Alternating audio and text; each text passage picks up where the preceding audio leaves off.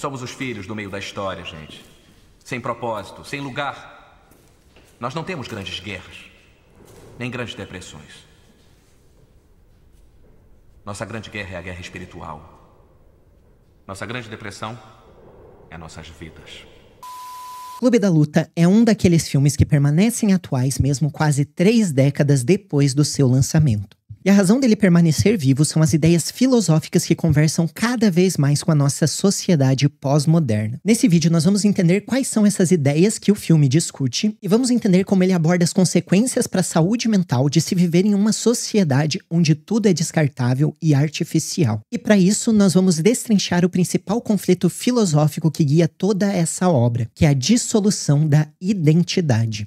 Olá, eu sou o Guilherme e esse é o canal Criando Raízes. E se você já acompanha meu canal e gosta do meu conteúdo, não esqueça de deixar o seu like e se inscrever. E sem mais delongas, vamos começar aqui a nossa análise. Já no começo do filme, numa das primeiras cenas, nós temos uma imagem que sintetiza todo o dilema que será retratado nessa obra. Uma câmera sai de uma lata de lixo como se ela fosse uma sonda espacial explorando o universo. E nessa saída, ela passa por objetos descartáveis de grandes marcas fictícias do universo desse filme. E essa breve cena já é um retrato perfeito do grande dilema que rege a nossa sociedade pós-moderna. Isso porque nós vivemos numa sociedade que é extremamente avançada tecnologicamente e que inclusive criou sondas espaciais que exploram partes muito longínquas do nosso universo, porém, em meio a todo esse avanço e a todo esse progresso material, nós criamos uma sociedade onde tudo acabou se tornando descartável, inclusive as próprias pessoas. E esse retrato que é criado já nessa primeira cena está profundamente ligado aos dramas que o personagem principal enfrenta ao longo dessa história. E falando nele, o filme todo é desenvolvido a partir do ponto de vista do protagonista, que, aliás, é um personagem que não possui um nome. E esse é um ponto bem peculiar desse filme. Afinal, muitos autores gostam de escolher nomes para os seus personagens justamente para fazer com que esses nomes indiquem algo de maneira implícita ou simbólica para quem está assistindo. Em Clube da Luta, porém, esse significado está justamente na ausência do nome. E o Chuck, que foi quem escreveu o livro Clube da Luta, decidiu não dar um nome para esse personagem justamente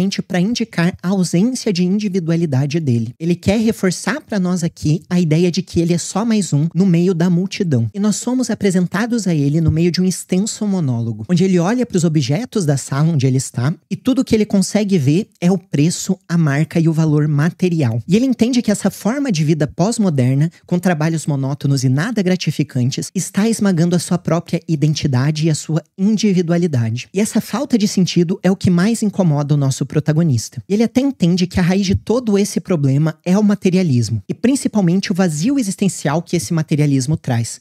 Porém, ele não faz ideia de como sair dessa condição. E aliás, ele sequer sabe se ele quer sair. Isso porque, apesar do vazio interior que ele sente, o trabalho proporciona para ele dinheiro e conforto, que são os novos deuses da nossa civilização. E aqui nós temos o grande paradoxo que essa obra expôs. Nós criamos a sociedade mais avançada da história quando falamos da parte material, científica e tecnológica, porém, esse avanço acabou criando uma sociedade artificial e vazia, na qual nenhuma das nossas ações tem um propósito e tem um sentido real. E o começo desse filme já conversa diretamente conosco. Isso porque o fenômeno retratado ali não reduziu, mas na verdade, ao longo desses 30 anos desde o lançamento do livro, essa sensação só se intensificou. E o filme nos mostra que a vida do protagonista, que nós chamaremos aqui de narrador, é tão monótona e angustiante que ele finge ter doenças terminais como câncer de testículo só para poder participar de grupos de autoajuda e minimizar a dor da própria existência ao ver o tamanho da dor do outro. E a vida dele só começa a mudar a partir do momento em que ele conhece o Tyler. E o Tyler irá ajudar o protagonista a sair da melancolia de simplesmente não se conformar com a sociedade, a tomar uma ação e a tomar uma decisão para sair dela, seja essa decisão pro bem ou pro mal. E aqui nós vamos pro segundo ponto da nossa análise, que é entender quem é o Tyler. Então o Tyler é um personagem que nos é apresentado como sendo o completo oposto do narrador. Ele possui uma personalidade marcante, tem audácia e não liga pro que os outros pensam. E diferente do narrador, o Tyler sabe quem ele é. Ele tem consciência da sua própria identidade. E isso até se tornará algo irônico no final do filme, quando nós descobrirmos quem o líder e fundador do Clube da Luta realmente é. Porém,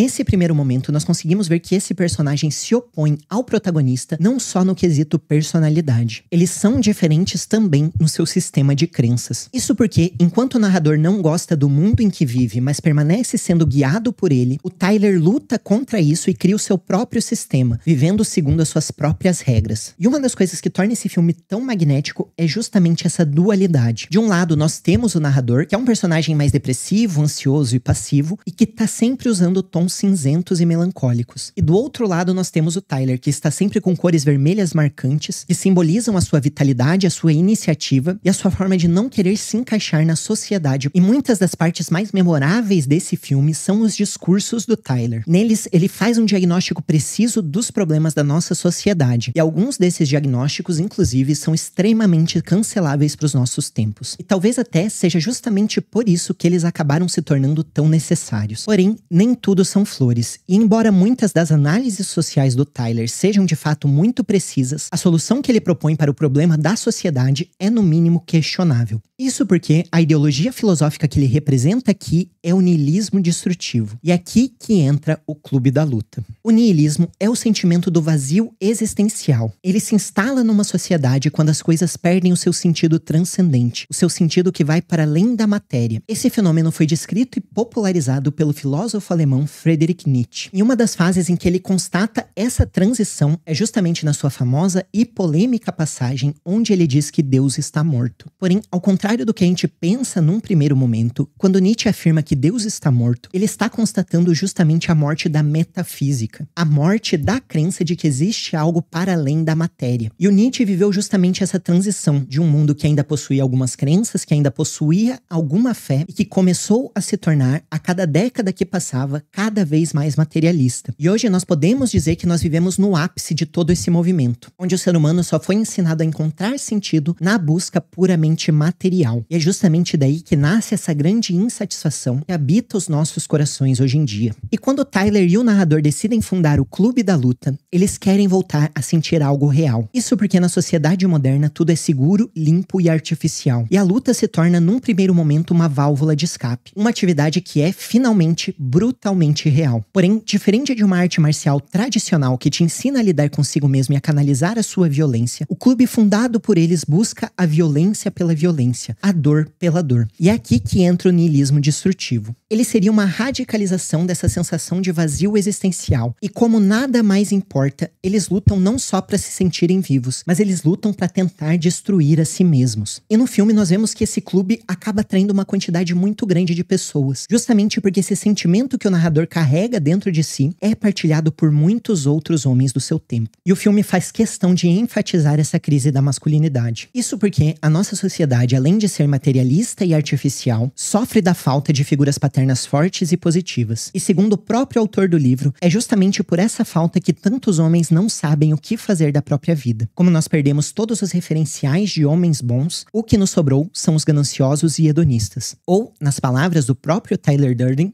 nós somos uma geração criada por mulheres. E nessa ideologia em que o Tyler e o narrador acreditam, o vazio existencial se transformou numa vontade de destruir. E aquilo que era, num primeiro momento, uma vontade de destruir a si mesmo, acabou se transformando numa vontade de destruir toda a sociedade. E é aqui que nós temos o Projeto Mayhem e a presença da personagem Marla. A Marla é de extrema importância nessa história, embora ela não se envolva diretamente no Clube da Luta. Isso porque, embora muitas das crenças do narrador nasçam de frustrações pessoais que ele tem, a existência da Marla mostra pra ele que ele não é o único no mundo que sente isso. Afinal, essa mesma sociedade que o destruiu também destruiu ela. E isso acaba validando a tese dele de que o problema não está dentro, o problema não é com ele. Mas, na verdade, o problema está fora. E ele passa a acreditar que se alguém destruísse a sociedade, essa dor que ele sente não seria passada para outras pessoas. E com isso, ele e o Tyler decidem criar o Projeto Mayhem, um grupo extremista que tem como objetivo destruir toda a civilização. E eles fazem isso na esperança de que após essa destruição,